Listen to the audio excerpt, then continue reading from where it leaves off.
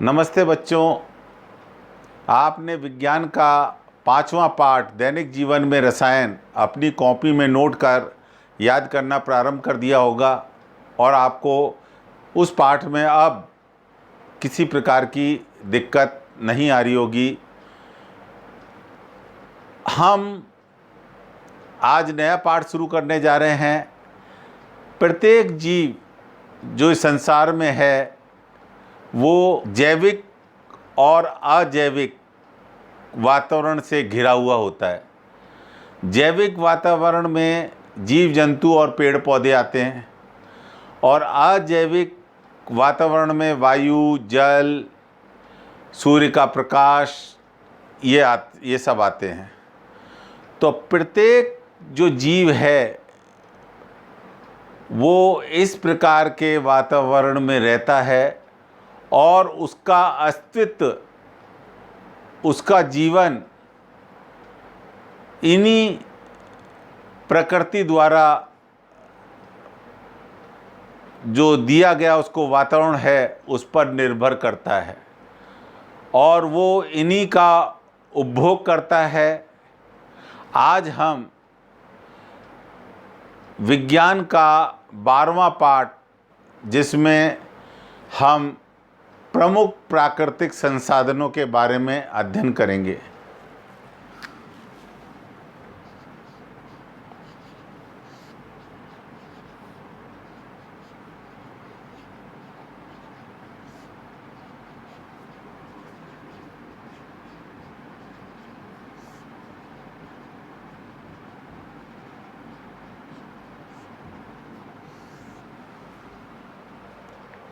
मनुष्य के प्रत्यक्ष और अप्रत्यक्ष रूप में काम आने वाली सभी वस्तुएं संसाधन कहलाती हैं, जो उसके लिए किसी न किसी प्रकार से उपयोगी होती हैं।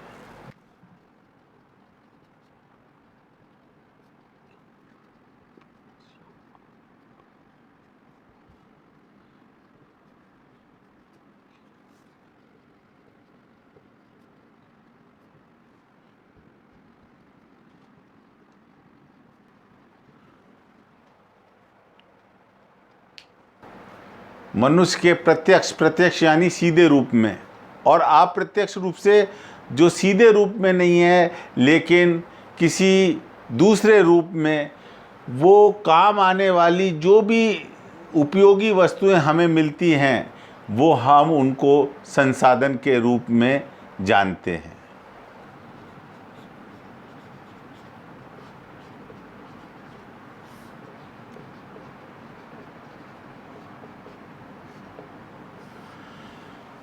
प्राकृतिक संसाधन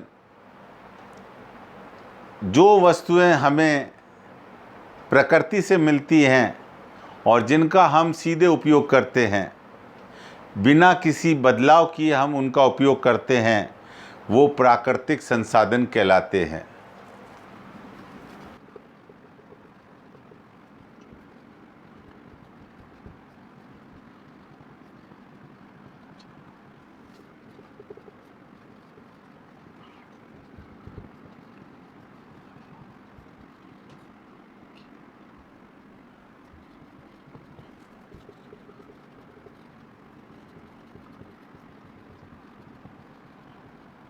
वे संसाधन जो हमें प्रकृति से मिलते हैं, जैसे जल है, वायु है, मिट्टी है, सूर्य का प्रकाश है, ये हमें प्रकृति से मिलता है। और जिनका सीधे हम इनका कुछों का तो बिल्कुल सीधे उपयोग करते हैं, उनमें किसी प्रकार का बदलाव नहीं करते हैं, बिना किसी बदलाव किए सीधे जैसा मिला वैसा ही हमने उसका उपभोग कर लिया। उसको का मतलब होता है उसको काम में लेना, उसको काम में लेना, अपनी आवश्यकता की पूर्ति के लिए उसको काम में लेना उपभोग कहलाता है। तो उसको हमने उपभोग में ले लिया। और ऐसे जितने भी संसाधन हैं जो हमें प्रकृति से मिलते हैं और हम उनका सीधे बिना किसी बदलाव किए उपभोग करते हैं वो प्राकृतिक संसाधन कहलाते हैं। प्राकृतिक संसाधनों के प्रकार, इसको हम 4 हेडिंग्स में बांटेंगे। पहला हेडिंग होगा विकास और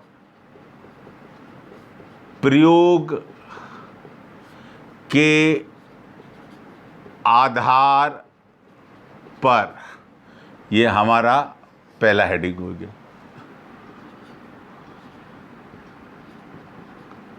वह उत्पत्ति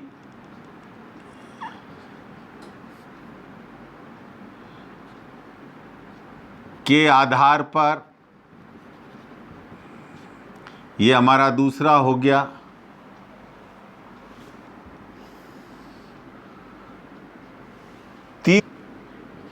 भंडारण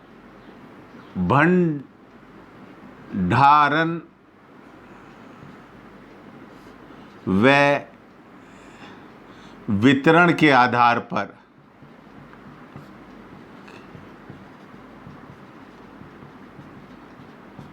ये हो गया तीसरा। और चौथा नवीकरणीय व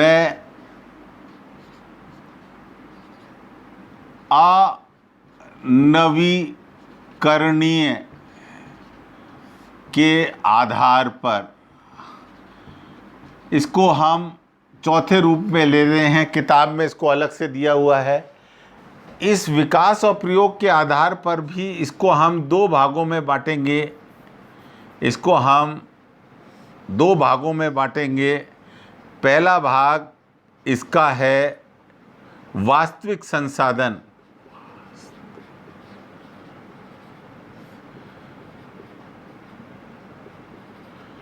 वास्तविक संसाधन वे संसाधन जिनका उपयोग हम वर्तमान में कर रहे हैं, जिनकी मात्रा का हमें पता है।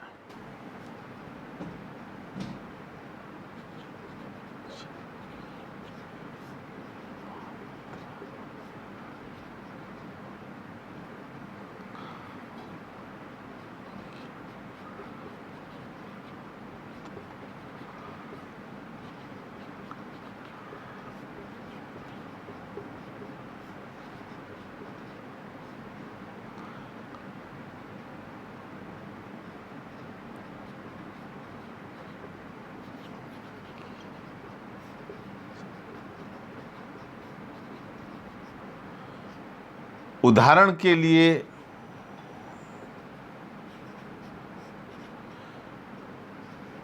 महाराष्ट्र की काली मिट्टी, महाराष्ट्र में जो काली मिट्टी है उसकी हमें मालूम है कितनी मिट्टी वहाँ पर उपलब्ध है और उसका हम उपयोग कर रहे हैं। दूसरा इसके अंतर्गत आता है साम्य, आता है संभाव्य संसाधन।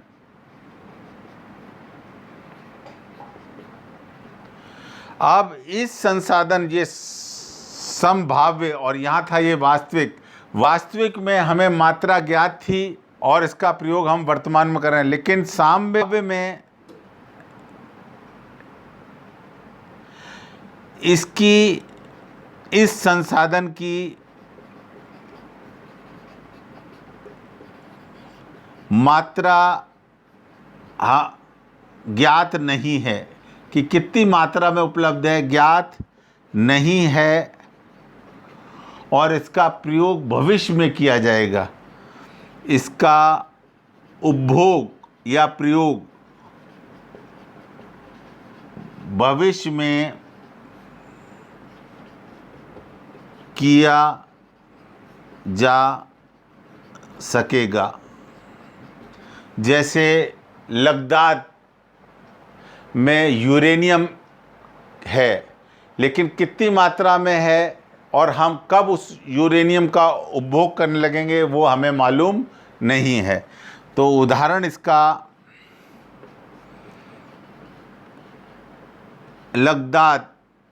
लद्दाख में यूरेनियम। ये विकास और प्रयोग के आधार पर इसको दो और भागों में बांटा गया है। उद्गम और उत्पत्ति के आधार पर इसको भी हम दो भागों में बांटेंगे। पहला भाग है जैविक संसाधन। जैविक, इसके अंतर्गत सभी जीव जंतु व पेड़ पौधे आएंगे। फिर दूसरा जो संसाधन है वो है अजैविक।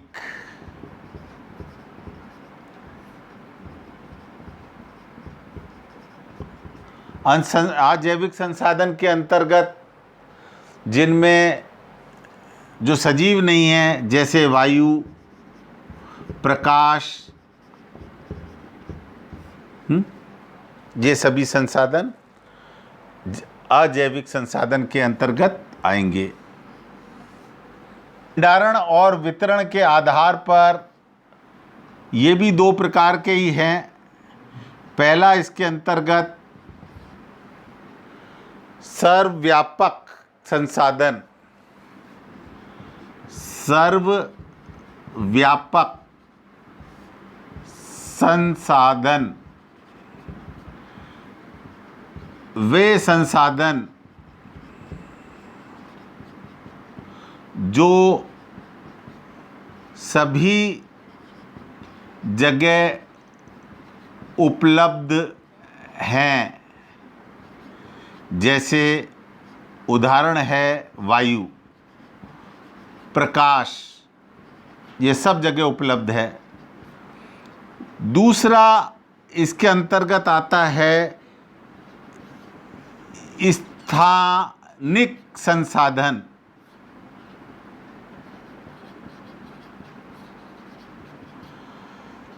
वे संसाधन जो स्थान विशेष में पाए जाते हैं, वे संसाधन जो स्थान विशेष में पाए जाते हैं। जैसे अपन कहें खेतड़ी, जो हमारे राजस्थान का शहर है, वहाँ तांबा मिलता है। खेतड़ी में तांबा, तांबा एक धातु है, वो खेतड़ी से हमें प्राप्त होती है, सभी जगह नहीं मिलती है। और ये प्रकाश और वायु है, सर्वव्यापक हैं, सब जगह हमें मिल सकते हैं। संसाधन भी जैसा लिखा हुआ है नवीकरणीय और अनवीकरणीय, ये भी दो प्रकार के हो गए। पहला वाला नवीकरणीय संसाधन, जिसका पुनर्चक्रण करा जा सकता हो। ऐसे संसाधन जिनका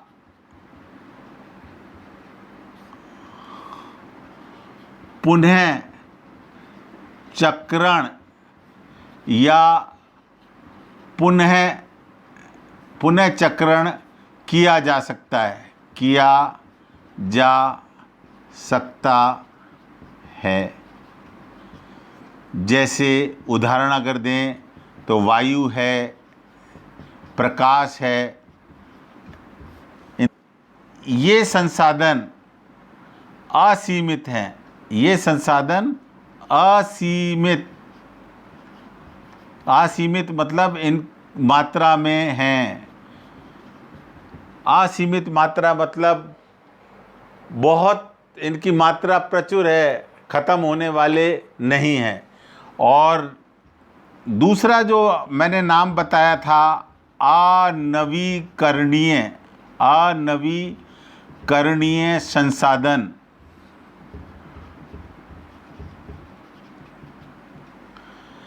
इनका पुनर्चक्रण नहीं किया जा सकता है। इनका पुनः चक्रण लंबे समय तक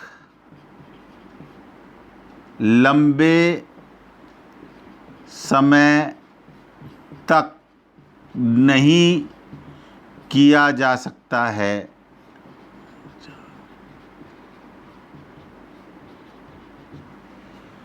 यानी इनको बनने में काफ़ी लंबा समय लगता है, पुनर्चक्रण संभव नहीं है। जैसे कोयला, पेट्रोलियम, इनको बनने में हजारों वर्ष लगते हैं, इसलिए इनका पुनर्चक्रण संभव नहीं है। और ये इनकी मात्रा भी कैसी है, ये सीमित मात्रा में उपलब्ध हैं, सीमित मात्रा में उपलब्ध हैं, क्योंकि पुनर्चक्रण नहीं हो रहा है इसलिए सीमित मात्रा में उपलब्ध है। तो ये मैंने आपको बता दिया, 4 भागों में मैंने प्राकृतिक संसाधनों को बांटा है और प्रत्येक के 2-2 भाग और हैं। इन सब भागों को आप नोट कर लें और अगली कक्षा के लिए इनको तैयार कर लें ताकि अपन आगे इस पाठ को बढ़ा सकें।